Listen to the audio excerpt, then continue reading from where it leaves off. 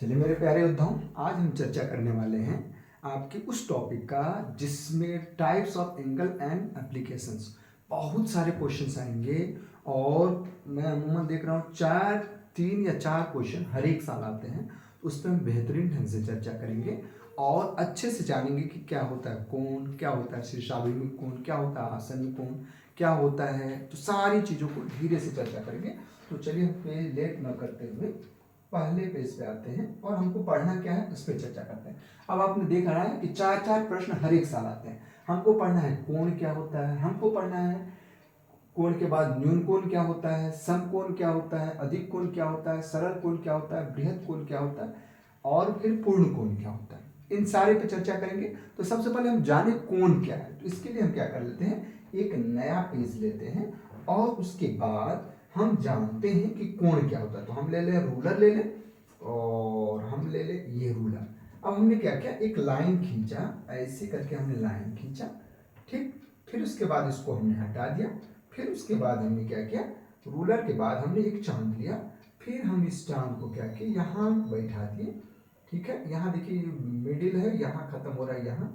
और उसके बाद हमने मान लीजिए ये किया, हाँ।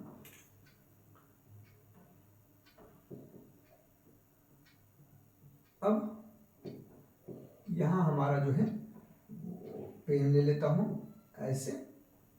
उसके बाद ये जो सीधा लाइन यहाँ से खींचा, अब इसको मैं हटा देता हूँ।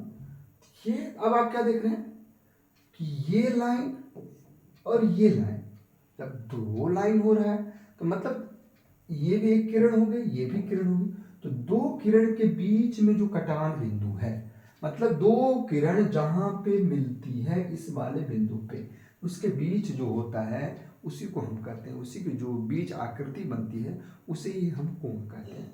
अब कोण कितने प्रकार का होता है इस पे हम लोग चर्चा करते हैं। तो कोण जो होता है न्यून कोण होता है, तो हमेशा ध्यान रखना।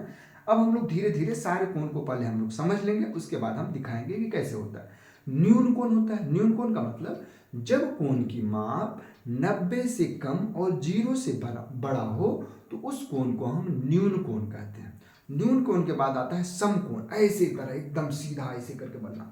तो राइट एंगल, राइट एंगल मतलब ऐसे कोण जिसकी माप पूरे 90 के बराबर, जैसे कह रहा है good afternoon, good evening, good morning. जब गुड नून कब कहते हैं, जब नेट 12 बजे होता, तो जब पूरे 90 के बराबर होगा तो उसको हम कहेंगे राइट एंगल, मतलब समकोण करेंगे। उसके बाद आधा अधिक कोण, तो जिस कोण की माप 90 से ज्यादा और 180 से कम होगा उस कोण को हम लोग कहते हैं सम अधिक कोण त्रिभुज, ठीक।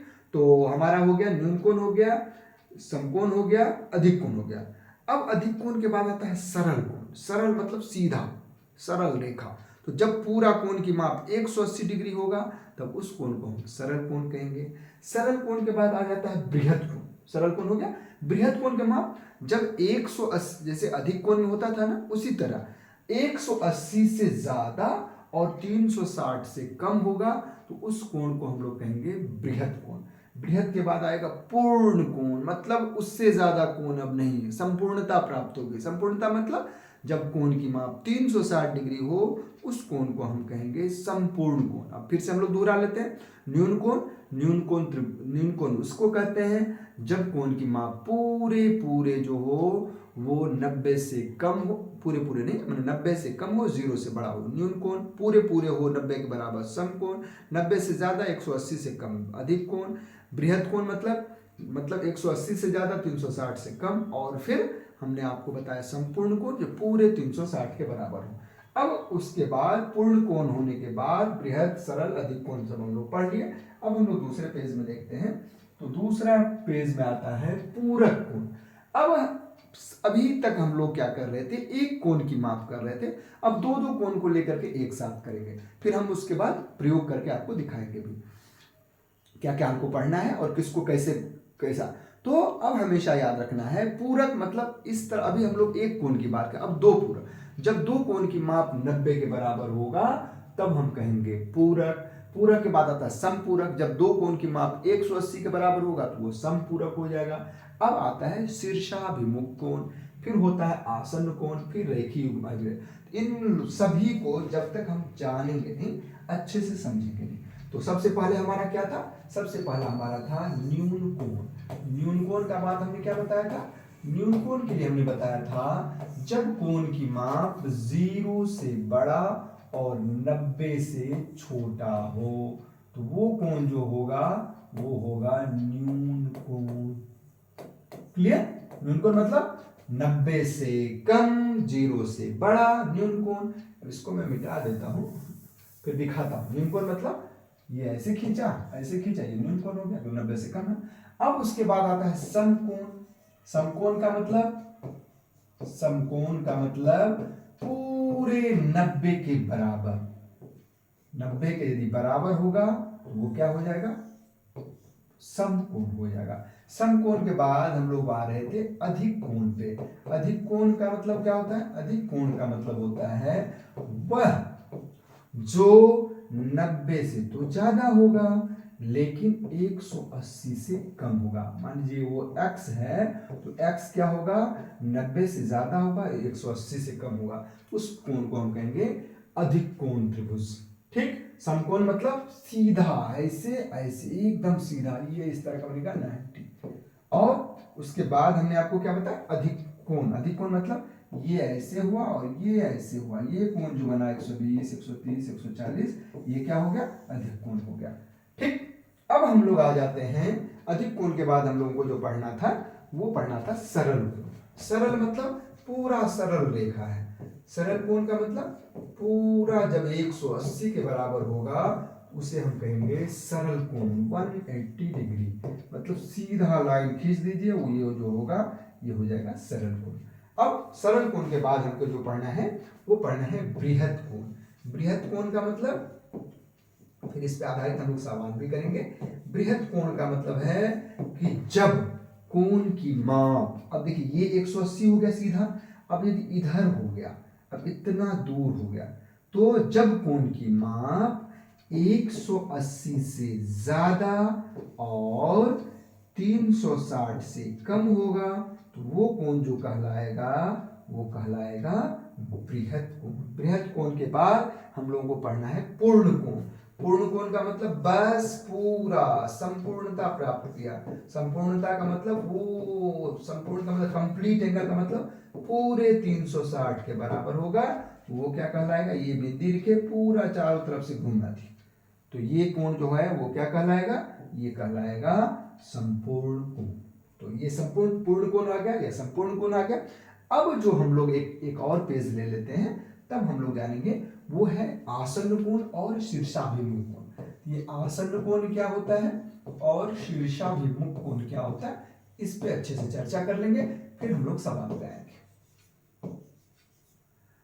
हाँ, इससे पहले हम लोग क्या बोले थे? दो चीज और भूल गए थे, आसन्न कोण, शीर्षाभिमुख कोण।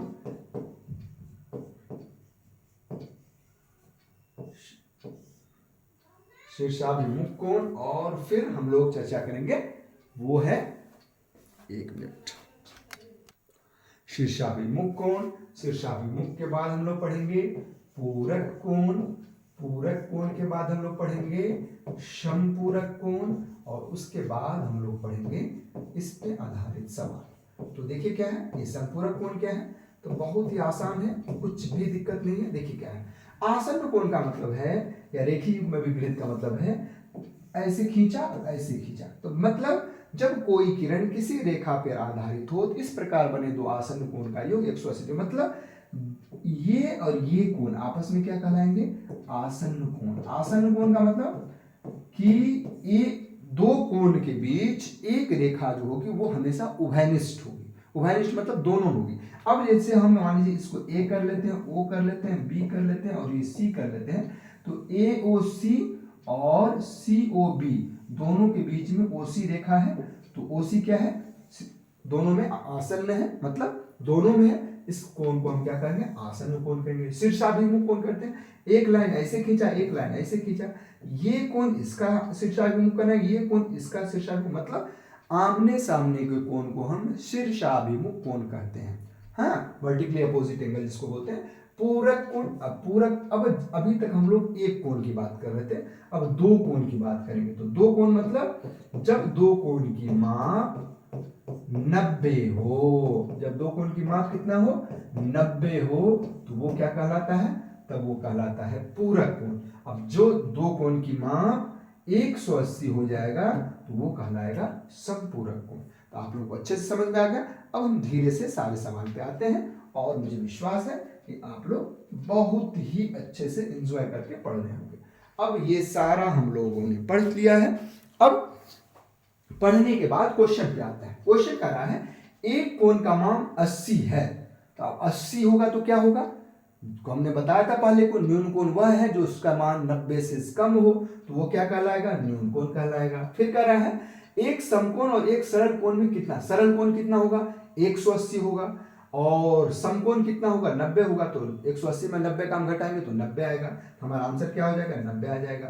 तीसरा देखिए कह रहा है कि कौन कोण को दिखाता है, तो न्यून कोण को दिखाता है। फिर कह रहा है 60 डिग्री कोण के पूरक कोण का, पूरक कोण मतलब जब दो कोण का माप 90 हो तो 90 में से 60 को घटाएंगे 30, तो हमारा आंसर क्या आ जाएगा 30 आ जाएगा। फिर कह रहा है आकृति। अब ये क्वेश्चन बहुत ही मजेदार है, इस क्वेश्चन को हम लोग अच्छे से करते हैं। तो देखिए क्या है, कह रहा है, इसको थोड़ा हम बड़ा कर लेते हैं और उसके बाद अच्छे से देखते हैं। देखिए इसमें इसको हम बड़ा कर लेते हैं और फिर अच्छे से देखते हैं। देखिए क्या है, ये बड़ा हो गया, बड़ा हो गया।